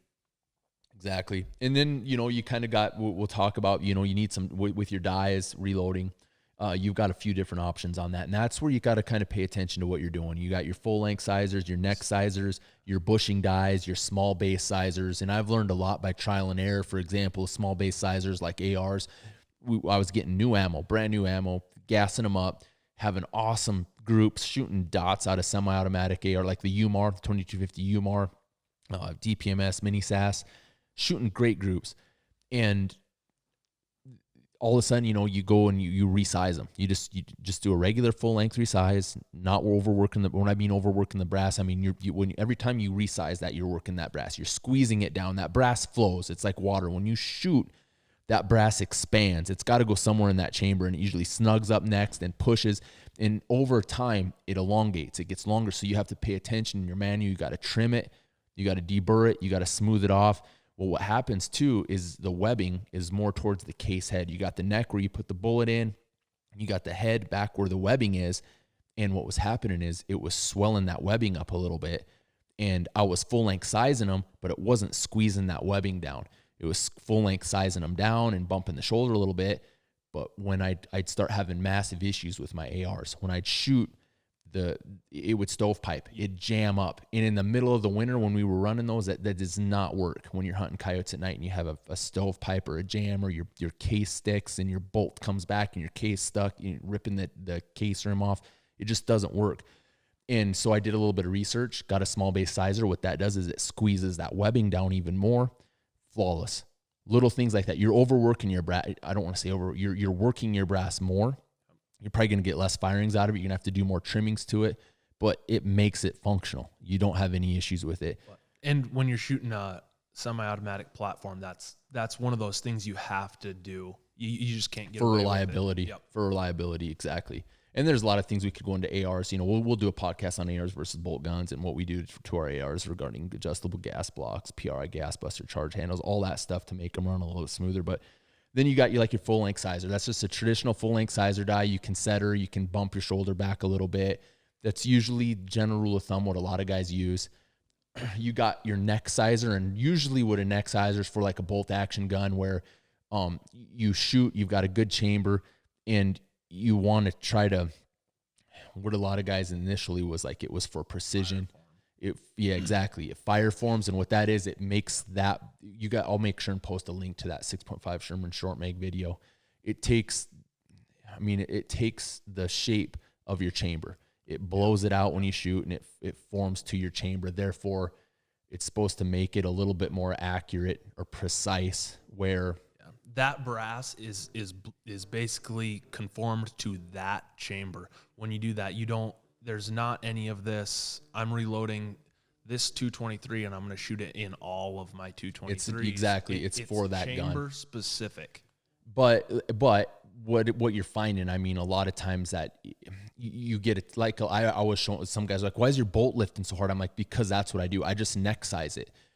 I can throw the bolt, but when I raise it, it's a little bit stiffer. And that's why, because I'm not squeezing the whole cartridge. I'm not full length or sizing it, but it's not good it's not good to have that situation for even for like, I don't do competitions. You do more competition than I do, but in a hunting situation, it's still not good because you're left trying to raise it stiff and you want to be able to run that bolt freely. You want to be able to run it and hammer another one in without any kind of resistance. And that can be telling you something about your brass too. If you're full length resizing your brass and you know you're making it to the right dimensions and you shoot and it's still lifting hard, that might not be an issue with your reloading. It might not be an issue with any of your other stuff. You might just have too many firings on that brass. And exactly. And another thing too, you got to look at your overall length of your brass too. A lot of times it chambers hard, you bump your shoulder, and you know you're measuring kind of your head space. You're measuring from the case head to the shoulder, and you're bumping it 1,000, you're bumping it 2,000ths, but it still chambers hard. And your neck's growing. Exactly. You're hitting your lands, and it's kinking that neck into your bullet, and it's squeezing into your bullet, and it's holding on to that. Increase in and that's bad news. So you got to make it. You got to pay attention to trimming. And like, just for example, I had that Redding die, that 260 die. You have one too, right? Yours is a Redding. Yeah, you have mine here now. You were using it. Well, so what I do is I'd thread it down to where the bottom of my case holder, shell holder, would come into contact, and I'd thread it down the die a little bit further. So I'd cam over. The handle would stop a little bit, and I'd have to force it down to make it seat. And what it would do is it'd bump the shoulder. I'd measure it. And with a Hornady comparator that goes over the shoulder, and then it measures the case head up to the shoulder junction. And it showed I was bumping it, but there was still some resistance in my bolt close with an empty case, with an empty cartridge case. Yeah. And I mean, you might say something that bolt closing could be your firing pin cock. Well, for people that don't know, but you pulled your firing pin out and you knew that's not what it was. It was still forcing. So I'm like, well, it ain't going to make any difference if I use yours. It's pretty much the same die. There's a difference in the die. Yours is I'd have to look at the number. Mine's a full length, and I think yours might be something else. Mine's a full length. But yours has a different number on it than mine. I know for a fact mine's a full length too. I just bought it a couple months ago. But for whatever reason, I did the exact same thing as what I did with my die, and gave it about a quarter of a turn to cam over, hammered it down, bolt just fell down. Yep. Bolt with the empty cartridge just dropped right down. Yep. Of course, guys, you don't want to overdo that shoulder bump. I mean, you don't want to go, some guys go 2,000ths. If you can go even 1,000th or under, there's a lot of guys saying, oh, well, you get in a hunting situation, you start getting junk on your brass. That's not a good situation. But I mean, even like if you were to measure a factory brass and then measure one of yours that's fire formed, you could have up to 10,000ths shoulder difference. You're not going to really hurt anything by doing that, except maybe your accuracy and reduce your brass life. That's a good point. That's true. I mean, and that's what it is. You get factory brass where your shoulder is down a little bit, and we'll probably maybe draw a sketch when you do the reloading review. Because they have to make that factory ammo fit the lowest common denominator. Set like Sammy specs. We should probably go into detail on that. We'll go into that on the video though. It's just the specs on. Chamberings on everything, so it's within a certain measurement. Pressure, length, exactly. Every like 60,000. Yep, exactly. And that's something that guys should. You don't have to know that, but when you hear guys talk about SAAMI specs, that's the standard. That's the status quo. That is the standard of the unit of measurement of the pressure for cartridges that they need to be. You can't exceed it for a certain powder charge. You do. You can't. That's why they measure it, so you don't have to blow shit up. Yeah. So what else is there? We got the neck sizer, bushing dies. That's something. You got bushing dies that what that is I've got a couple of those. Which, man, if you want to play with your neck tension, that can make a difference for accuracy. If you got something that's not shooting or it's not shooting how you want to, maybe play with some bushing dies. Get your neck tension set a little bit different and more consistent or whatever, and that might fix a problem. It does. It does. I've used it before. I've had different primers. All of a sudden, boom, shoots good. I've messed with I've squeezed the neck like 2,000ths more on neck tension. Got a bushing for, I had to use them for that 6.5 Sherman short mag review. I've got a bushing die for my 260 and for the 250. 50s, yep. But, if the gun shoots, it's something where I think you're better off doing a good full length size. So you get a free bolt and you're in those dirty conditions where unfortunately, a lot of our rifles have matched chambers. So you have to kind of pay attention to how you reload. Those matched chambers are a little bit tighter than traditional. And they're giving us better performance regarding precision, but you have to pay attention to the performance regarding operation, because if you get stuff in there, there's times where I've cleaned my barrels, had solvent, take a patch, clean the chamber out, and had you could tell a little bit of solvent, not a lot, a little bit. You got to pay attention to that because you shoot stiff bolt lift. You look, you got ejector swipe, all of that stuff, all because you've got a little bit of fluid and your brass will flow, but that fluid, there's no displacement there. If you had any kind of liquid, that's how you can wreck stuff pretty quick. Yep. Or even back to the very beginning about paying attention, but I remember we were shooting ELDXs out of our 260s, and for whatever reason, the tip that we had on our seating die was putting a little kink in the tip of the bullet, so our ogive was farther out than normal. And when you'd seat your round, not you, but me, when I'd seat my round, it'd jam it into the lands, and I was getting massive pressure signs. I was blowing primers, and I've never had that issue before with the same data or the same reloading data as I was before. The only difference was for whatever reason, my neck tension was tighter. So when I was seating that bullet, it was putting a kink in the tip and having my ogive longer. Yeah, see, that's just stuff that you figure out, and luckily in a good way, where all right, we got pressure here. There's something going on. Yeah. And hopefully when you have pressure signs, it's not from blowing your gun up in your face. Yeah. So there's, well, that's something. You didn't talk about any pressure signs. No, right here, I'm looking at it. You got, Yeah. neck tension, shoulder bump, head space, and kneeling, pressure, all of that stuff you kind of got to pay attention to. Like we said, some terms, it's not neck tension, the tightness that, how tight your case neck on your cartridge is holding your bullet. So you measure the outside diameter of your case neck, and then you seat a bullet and you measure it again. And usually you want that to grow by about 1,000 to 2,000. That's kind of how you determine your neck tension. And you got bushings. You just got to figure that out per caliber. It's a pretty simple process, but we could go into that with a 250 when we reload, even though I don't use it for it. But if guys want to, let us know. It's kind of, like I said, it's kind of self-explanatory. What did I say? You have neck tension, head space. That's something, a guy should pay attention to. Like I've got even that drawed case trimmer, that's something you got to pay attention to. That's how I measure it off the headspace. You take shoulders, like a datum tool. I've got a dat. You measure from the shoulder.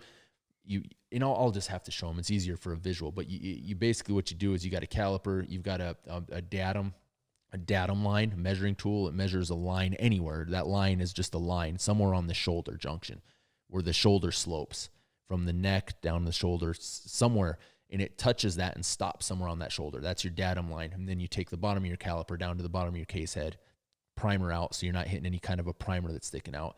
Consistent, then you zero it. You basically then what you do is you shoot it, or you shoot it, and basically you keep that same measurement, and it tells you how much you got that. It tells you how much it basically grows, how much your headspace is. On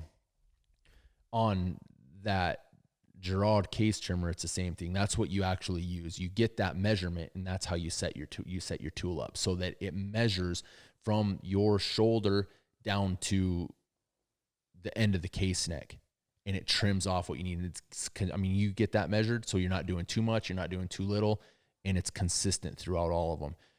So, I mean, your headspace, you guys can Google that and make sure that's something, that's the thing where you don't want to, you don't want to over bump your shoulder, because that you could, I've seen it. I've never experienced it. I've seen it where the cartridge splits in two because not into this way, but into exactly this, pulls it apart because there's so much of a gap Yep. in that headspace. It just, you have two separate cylinders split apart. Yep. exactly. I've seen that too. And it's just something, I mean, that's where you want to pay attention to that kind of stuff. And like I said, if you guys want to, we can go into more detail about that. We're just trying to get you guys filled up full of info on reloading, kind of the stuff that you need, what to pay attention to. Like I said, the shoulder bump, a lot of times when you fire form, and that fire form term is it takes that brass and molds it to your chamber. And I've got a legit video on that 6.5 Sherman Short Mag where I'm taking a whole different cartridge and putting cream of wheat in it with a green dot, with a small charge, a small powder charge, and covering the end and shooting, and it just goes thump, and it blows that case up to fit the chamber. That is like a legit fire forming. The same principles like you get factory brass. Like John said, the shoulder, the overall length is significantly shorter, but once you shoot that, it fire forms to that chamber. And if you keep those tolerances the same with that gun, you reload those fired brass to that gun, you can slightly bump that shoulder. And like I said, we can show you that process when you do the video, and you get better precision with it. Annealing, that's heating up your brass to a certain temperature. Basically what that does, it gives you longevity of that brass. It allows you to reload more rounds unless you do what I've done, and that's freaking getting your primer pockets loose. And it gives you more neck tension consistency. That's a main one. Yep. That's actually a main one. Yeah. You get a lot better. And like I said, I've never messed with it. Some guys do it there's nothing wrong with it. I mean, I've just never done it. I buy a lot of Lapua brass that is already pre-fire formed. I mean, you can see the change in color on the brass where all of it is. And that annealing is good for like 3 firings, I think, and then you're supposed to do it again. So, I mean, that annealing is doing you, it is benefiting you for the first 3 firings, but then after that, it's kind of irrelevant. And there a lot of guys, I can't remember who told me, somebody said all the Gunworks brass is annealed. The normal brass is annealed. I don't know if Remington, I don't know. I don't know if that, but some guys are saying that that a lot of that stuff's annealed. So just, pay attention, which 3 firings is really nothing. It's really nothing. If you're going to consistently anneal, then it's going to give you something, but 3 firings is really, it's not a whole lot when you reload and you shoot a lot. Yeah. And that is for those guys, in my opinion, that's for those guys that are really chasing those 1/4 inch, 1/10 inch groups.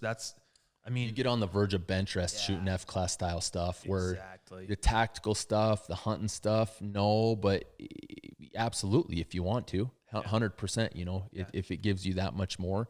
We should. If the way that I talk about how we nitpick things apart, there's really no reason for us not to do it. Same with cleaning primer pockets. Exactly. A lot of guys say there's no reason to do it, but the way I say it is there's no reason not to do it. It takes a second a round. Yep. That's when you reload 100 rounds, that's 1.5 minutes of your time.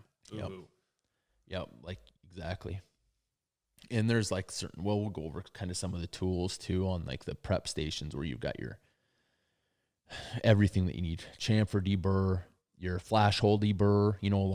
Most guys only do that once. The flash hole's basically the primer hole on the inside of you got the primer pocket on the outside, and the hole that goes through, there's a tool that you set your cartridge on, and it reams a little bit of that out. That's, I do that. A lot of guys say that, swear by that for consistency, for consistent primer ignition, to ignite all the propellant with the primer. They say, I do it once on all my brass, but I haven't done extensive testing with and without, so I can't tell you. There's a bunch of, I'm trying to think, is there anything that you can think of that we didn't really go over? That if there is, guys, make sure and let us know. We'll try to get crazy on it if we've done it before. I'm sure people will ask you about, I've got questions here that I'm looking at right now about the presses you have and why you have one or the other. Dude, you look at the Rock Chucker, awesome, solid, built like a tank press. Great. Then you look at the Forster coax, you're cutting your time in half with what Yeah. it's got. Gosh, there's a guy on YouTube that does stuff. Ultimate Reloader, I think. He does a huge reloading press test against all of them. And rock chuckers are really kind of a base, inexpensive, easy to get into. But they were like number 1 or number 2 on his consistency thing. And coax was up there too, but damn, those coaxes are nice. They are so It's so fast. And that's what it is. You get into the speed of things. And I have never had a stuck case on a coax, but I have had a lot of stuck cases on the rock chuckers just because of the shell holder design. It on that coax, it completely encases the head of your case. The springs make it touch all the surface area in that case head. Instead in that of just rim, a basically. U that touches 75%, you're getting all of it. Yeah. Not all of it, but the majority of it. So we have a question from this guy. I wrote this stuff down earlier today, guys. Like I said, I apologize. There's already more questions, and maybe I'll write them down before we do the review and try to touch base on them. But we got a question from Cujo_25, and he said, how do you find your lands and regarding measuring and maintaining your ogive? Okay, I've got a Sinclair tool. It's a pretty cool tool, and I probably should do a video on it. Maybe we'll just break this stuff down. But basically what it does is it gives you a formula. It gives you 2 measuring points. You thread them. You take a deprimed piece of brass that's fire formed for that, and I'll try to explain this as clearly as I can. Firing a fire formed piece of brass for that cartridge, no primer in it.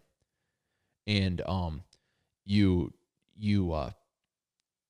so basically use a decapping tool so you don't change the measurements, the value of that brass.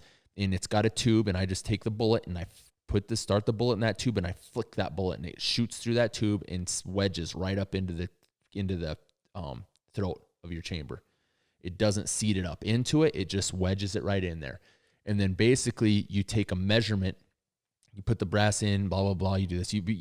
Long story short, you take a measurement of that. You take it out, and you've got your formula. You subtract one number from the other, and it gives you what that brass with that bullet seated is to the lands. It gives you the exact number. And then if you want, you have to use that exact bullet with that piece of brass to figure the number. And then usually I do that a couple times with a couple different pieces. And like I said, guys, I'm not telling you guys exactly how it is, how you do it, but it's a tool that measures it. And Hornady makes one that you push out. It's probably a little bit easier. You can push it out and then dial it down, lock it into place, and it measures that difference pretty quick. But the one I've got, it's a Sinclair tool, and I do that for 2 or 3 different bullets and different pieces of brass just to make sure the consistencies average them out. And then usually what I do is I seat them in a few thousandths of an inch, because you get into dirty situations and you get shit and junk crap, I should say, in there. You want to be able to have a little bit of that free bore. And that's the scientific way to go about it. When I do it, I'll just load around close to what I think is. I'll pull my firing pin out so I don't have any resistance when I close my bolt, and I'll chamber that round. I'll close my bolt, and if there's any resistance, I seat it in 1,000th. And I do it again, close my bolt. If there's any resistance, I seat it in 1,000th till your bolt falls, and that's really close to where your lands will be. James's way is a lot more scientific. Well, either way isn't right. Either way isn't wrong. You can do whatever way you want. Yeah. I've done them both ways, and we'll show you both ways when we do the reloading review. But that's how we find that, and then maintaining your ogive.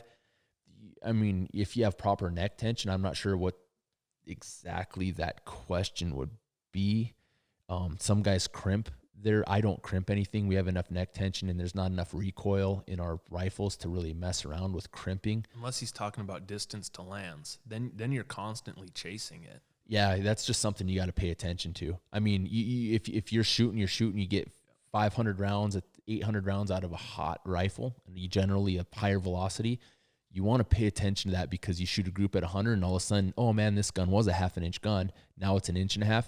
You start going back and breaking that stuff down. Take a look at that. If your throat's shot out, chase it. That's where shooting a secant ogive will will benefit you a little bit because it's not quite as picky. You could get a few thousand, or maybe I don't know how many rounds, but you can get more rounds without having to chase your lands. Exactly. And follow them up. And for a hunting rifle, just that's something maybe you want to look at. It take some of the variables out of the equation that you don't have to deal with. Just little things like that. But I did that with my 260 when I started shooting the throat out.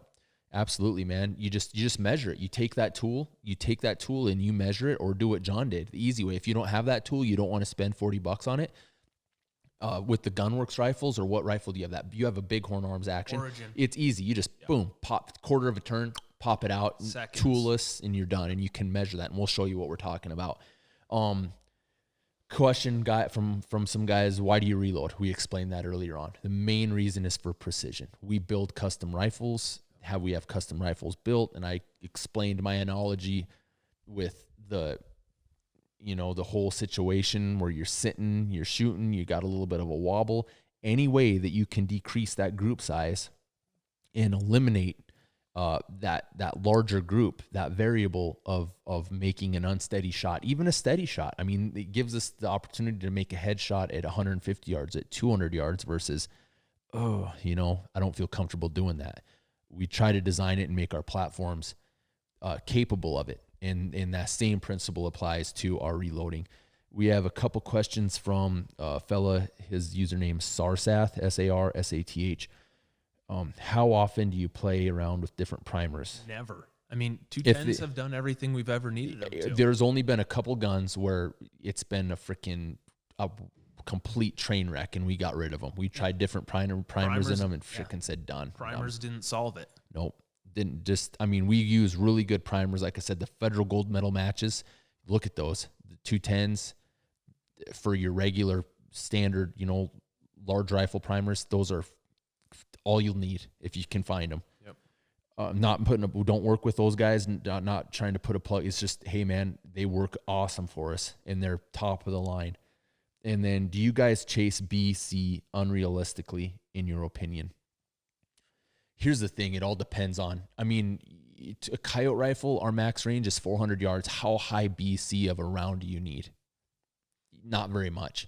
You really need to know how to shoot in the wind more, which BC plays a part in that because, but here's the thing. How much is a really high BC project? Well, it is. It's gonna. But no, we don't chase it, because if we did, we'd be shooting an 80 or 90 grain bullet out of our 22. But here's the thing: we design the rifles to be able to do that if we want to. Yeah. If we want to. But usually for our predator hunting rigs, it's a lightweight 50 to maybe upper 60s, like the 69 SMKs. Yep. And we've got a kill zone from 0 to 400. Trained shooting a lot 100% of the time. We know our ballistics from there to there. When it starts stretching out past that, we don't take the shot, or we pull out the big gun. We always say, well, you should bring your 6. Yep. Or we should bring a 260 later on in the season when they start holding up, so we can, attempt those shots. But generally, we're filming. We try to get close shots, and that's what we do. We try filming. Filming helps a lot. Sorry for the telephone call, but what we do, that's it. We really don't. In the longer range guns, yeah, we do. In the longer range guns, we do. Yeah. We chase BC because Still not unrealistically though. Not in my opinion anyways, because we have a reason for that. You want the best BC you can have. Well, when you're shooting 1,250, 1,275 yards out there, you do. You design. It goes back to caliber selection, bullet selection for that. You want to have as less of a wind drift as you can. You want to have as much performance downrange as you can. And there's a lot of advances in ballistic coefficient, but like John said, we really don't chase it, but it is application specific. If you're shooting 1,000+ yards, you're probably going to buy a high BC round. You're not really necessarily, you're investing the money for that design, but we don't. It just depends on your application. It just really does. That's all what it boils down to. We get whatever works for that specific application. We had a question from a Mark, and we're pretty much wrapping it up here, guys. Mark Days, do you use a ladder test to determine optimal load charge? And what a lot of you guys don't, I have before, I don't a lot. I think it's an awesome idea. It's an awesome, not an idea. It's a well known concept. Exactly. And a factual one. It's 100% legit, man. I want to do it more, but optimal charge weight has just worked so well for us, and it's exactly so easy. You get more time behind your gun. And what optimal charge weight is, it's like it's basically a charge weight that just freaking works. Yep. It's like a charge weight in a 2250, such an inherently accurate cartridge. You can dump powder in it and shoot it, and it works. Yep. It's accurate. Now, granted, if you want to break this down, you can have a junk. You can have a very tight group at 100 yards, and you have a chrono there, and you're 100 feet per second off extreme spread.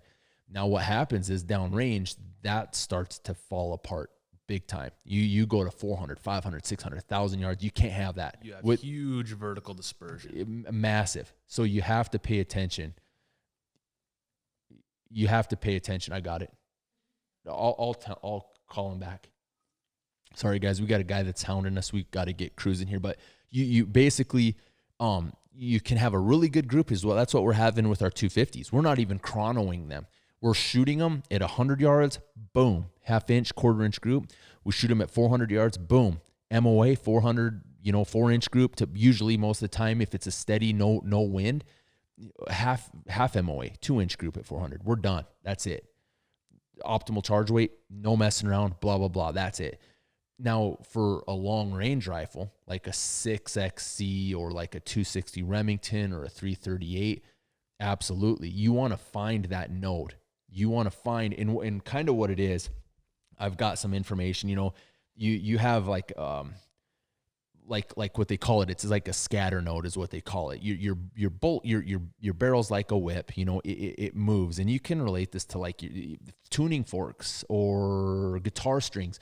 Each size, the depth of the fork, the size of the string, the tension of that string has a different tone. And that's the same thing with your barrel. Each barrel has a different harmonic. In what happens is, like, basically on your scatter node, what you don't want is that's where all hell's breaking loose on your barrel. When your bullet is leaving that muzzle at the wrong time, you're going to have a junk group. You're going to have a abnormal velocity, chrono measurements. What you want to do is you want to find that node where your barrel is harmonically stable, where it's not flexing, where it's stable. And if you graph it, and you guys can watch YouTube videos of this. If you graph it, you'll see literally. Well, I was just watching it the other day. It was like I think 6.5 guys on YouTube. Watch that one. It shows a graph where they're trying to find the node, and they do it in 10 shots. And there's the cold bore, then there's this next, and then there's all 10 shots, and you can see a slight increase, and then boom, there's a plateau, and then it starts to increase again. You want to find that plateau where, even though you're increasing your powder charge, if you graph it, you might only see a foot, 2 feet, 3 feet per second change in those 3 shots, and you're going 2 to 3/10 of a grain per charge. And that gives you more room for error in your charge too. So like if you're not using $1,000 Prometheus charge thrower machine, exactly. If you're right in the middle of that 3/10, it gives you a little bit of forgiveness, 1/10 of a grain one way or the other, that you're still going to hit really close to that marked velocity. And that's what that does is, you might have a junk group at 100, but you can break that down and start messing with seating depth or neck tension. Well, neck tension might dick your velocity up a little bit on that, but you can mess with seating depth and little different things like that, where you can tighten your group at 100, but for long range, you have to have that extreme spread, that standard deviation down to, a lot of guys say 50 feet per second, and 25 per second is optimal, but these guys are getting them down to single digits. Yeah. Ridiculous. We're at 1,000 yards. You're not getting flyers. You're not getting any kind of vertical dispersion. I'm seeing pictures on my Instagram feed every day. Someone that's got a 2 or a 3 for their SD. And I go, holy you have to be doing absolutely everything you can. Weighing your brass, knowing your case capacity. Cleaning everything every time. And probably stainless, that's something we didn't talk about, cleaning your brass. Yeah, and that's kind of, I mean, there's a lot of different things a guy can go into on that, where some guys use stainless. I don't. I just use like corncob media and let it tumble and get it. I use walnut, but I would really like to use stainless. If I had water around. See, to me, I get to the point where it's time again, where you got to wash them out, you got to dry them. But if you're a competition shooter and you want to do 1,000 pieces of brass, freaking have at it. You know, like in going back to like what we're talking about, the ladder test versus like the optimal charge weight. And I'm doing something that I said, you know, we shouldn't do. But here's the thing. We're running the same bullets in 3 different guns, but they were all reamed with the same, they were all chambered with the same reamer. Consecutively. All together, and we measured all the info, we measured the head space in all of them, and we know that we have the, you know, we're bumping the shoulders the same in all of them, the charge weight is the same for all of them. And we're doing testing to make sure everything fits in all of them. We're not just reloading and saying, oh, it'll fit. Exactly. And the reason for this is because there are night rigs. There are night rigs, and when we're going out in the dark, we don't want to have to dick around messing with somebody. Hey, James. Hey, John. Hey, Keith. I need a exactly. I got one here. You know, I got my mag's full. I got an extra mag. Swap it. It's just something that is so much easier to be able to do. And it's not defeating what I said earlier on. If you know what you're doing, just make sure that you pay attention to that kind of stuff. We have another 2 pages. No, I got one. I'll do maybe 1, maybe 2 more. We'll see. How much powder or where to start? Like I said, you know, I just look at it a lot of times previous rifles. Personally, I look at previous rifles. I got all my data written down. Most of the time I don't go out of whack and completely change my cartridge. I just rebarrel it to the same cartridge, and I kind of have a starting point. Talk to somebody that you know. Yeah, and if you don't have a previous reference point, like I just built a 6X Seawell, but a while ago. And when I was trying to find my data on that, I couldn't find anything on Hodgdon's powder calculator. There wasn't anything in any of our reloading books. So I Googled it, and referenced Sniper's Hide always has good stuff. And make sure you find more than one count of a similar load charge. Don't just find a charge and say, oh, yep, that's good, that'll work. Find a couple references that are close to that before you actually trust and want to try it. And Sniper's Hide's legit, 100%. I mean, I've been on that forum for 15, 20 years. As soon as I get out of college, you know, and it's just been, the guys put up a lot of awesome credential information, and that's priceless when you have that kind of stuff. It really is. Sniper's Hide's a really good resource for any of this information. You can go to their primers, anything. You can go to their search engine, and I mean exactly. You guys need to check that place out. It's legit. So much information there to be freaking soaked up. How much powder do you usually go up when you're doing testing? 2 to 3 tenths. Usually, I'll go half grains, and if I don't get what I'm wanting, once I get close, then I'll go up or down 2 tenths. See, okay, gotcha. Yeah, I gotcha. See, usually I go up probably about 3 tenths, and then really tweak it from there. But it just depends on what usually the rounds that we're getting are, once again, inherently accurate, and you don't really have to mess with stuff. And a lot of that falls back on powder, bullet selection, all of that, cartridge all of it.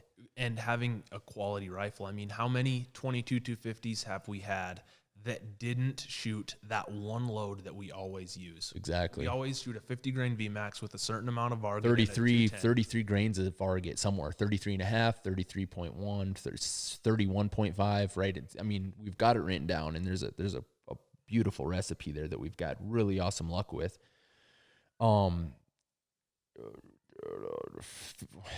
Froth _on71 on71 message. Hey man, what's your favorite projectiles? Application specific. We've had some awesome projectiles for predator hunting. Shot placement's key for the preservance of fur. A lot of guys are like, oh man, why do you use 2250s? Because like I said, it goes to our application. We're harvesting the fur. That's what we do. That's what our goal is. Without trying to have to sew up a baseball sized, a golf ball sized, a softball sized hole. That's our goal. But for 2250s, wouldn't you say a 50 grain VMAX for coyote hunting for that? They shoot. They shoot. You load them up and they shoot. I mean, we've used 60 grain cutting edge bullet Raptors. We worked with those guys. We still do a little bit. Those things were awesome for performance. Just thumped the hell out of a coyote. Minimal to zero fur damage. Reloading them is a different story. That's where I got my neck tension. I started messing around with neck tension, got them to shoot. There's some finesse there with that monolithic round. You have to. There's no give really in that round when it enters the riflings. You know, with a jacketed, softer copper bullet, it's a little bit different. It's more forgiving. I personally think that's kind of what I think. So then you go to your longer range stuff. You know, for the 6.5s, it's been a 139 Cynar. Always. That's what it's always been. Because they shoot. You gas them up. They have an awesome ogive, and you seed them off the lands. I've had 260s where I've seeded them in the lands. No pressure signs. It just depends, and they shoot. We've shot ELDMs, and any other 6.5 bullets we've shot, but those 139 Cynars just seem to work. I've got well over 2,000 rounds out of my 260. I haven't changed anything, not a single thing. And I've got twice as many rounds as that with older barrels on my 260, and had them rebarreled, and they just shoot. And that's the beauty of it, guys. We're not tied to a powder manufacturer. We're not tied to a primer manufacturer. We're not tied to any reloading manufacturer that says, hey man, just use our stuff. We've been very fortunate to be able to use a lot of different concoctions, and found out for ourselves what we like. Main thing, designing a rifle, fabricating a load for that rifle. Like I said, you can put all to these recipes together and mix and match. You got to take into effect what bullet you're using with a twist rate of your barrel. What powder charge you're using to find that node of that barrel. And all of it boils down to how precise really you want to get. And by being able to use a lot of this different stuff in the field, you get a system that shoots what we try to do. You build a system that shoots better than we can. That's what we want. We want a gun, when you vise it up, it'll shoot in the same hole, so that if there's any variance, it's us. Hey man, we got to get more trigger time. So shot placement is key with most of this stuff, but we have seen a lot of different performance in a lot of different variables regarding bullets and regarding cartridges that push those bullets faster or slower. Another thing, we can go into that on our rifles too, though, but our barrel lengths, like we said, I think a lot of the performance that we get is the barrel length, the contours. And there's something I was reading the other day, how fast that node travels. And it doesn't matter if it's a sporter contour. It doesn't matter if it's an M24, an AMU, a straight contour. I didn't read if it mattered if it was fluted barrel. A lot of guys say fluted barrels make it more rigid. If you look at a piece of tin that's flimsy versus ribbed tin, it's more rigid. Now there's even guys that are making barrels that are, what the hell are they? You had to have seen them. They're carbon fiber, but it's like in a sleeve. Yes. Yeah. And it puts tension through from one point to the other point. There's like a screw, and when they tighten it eliminates any harmonic. So any harmonics is what they're saying. Eliminates. I knew it was supposed to help. I haven't heard that claim yet. I haven't. I was gonna buy one. I talked to a guy. I was gonna buy one last year, and I didn't. I was looking at them. Now I can't remember it's the guys that make. It's the same guys on Instagram that make those. You put them in front of your optic, and it changes your. Okay. It gives you an extra 100 minutes elevation or 50. Mils, 100, whatever it is, and you don't even have to. You can just use hold. It just duplicates your you snap it on and you're freaking 100 mils higher, 100 minutes TAC HQ or something like that is the name of them, and they make those barrels. Look them up on Instagram. I can't remember. I'd have to look, but yeah, it's just crazy, man. The stuff in their you're paying more for it, but the performance, it's easier. You don't have to spend. We've had 3 guns that were nightmares. I wouldn't wish them on anybody. Ended up getting pissed, pulling them out of the chassis and selling them on sniper sites. They weren't cheap we're done. guns. No, but we put $500 worth of freaking probably $1,000 worth of ammo down. I'm trying to get different bullets, different primers, different brass, different seating depths, different neck tension. The dies that we got for them. I mean, we spent a lot of money on those that. Then they didn't shoot. They wouldn't shoot. We don't know if it was the bedding. We don't know if it was the concoction of the barreled action in the chassis. We couldn't. I said, there's a point in time where you're like, done. I'm done. Screw it. I'm pissed. I'm done. And that's what we did. And it's not like it was just one rifle. Yeah, there was 3 of them. They were, and what we could go on to that, that's probably pretty for guys that love the hell out of that. But that's it, man. I mean, we got, like I said, fellas, we got a bunch more questions for you here on the phone, but we're out. We're at 2 hours here, and there's guys that are wanting us to go because we've got to go pull a calf. Yeah, or plant some more corn. So, guys, I mean, I hope that you guys enjoyed the podcast. We're going to get more content. This will be up on Anchor pretty quick. It'll probably take me a while to get 2 hours worth of video footage rendered and uploaded. But once again, guys, I'm James O'Neill, and we've had John O'Neill with us as co-host. Let us know what you guys want to hear next time on our follow-up podcast. You want to hear knives? We got knives. My camera's blinking at me. You guys want to hear custom guns? Packs. We're going to try and get Glenn Eberly with Eberly Stock on, and who else? There was somebody, Aaron Davidson with Gunworks. There's a lot of different cool stuff that we got going on, guys. Hey, it's a crazy time out there. Crazy ass year. You guys, God bless you. Stay safe. Stay healthy. Wash your hands. God bless, and keep shooting. This is O'Neill Ops, and we are out.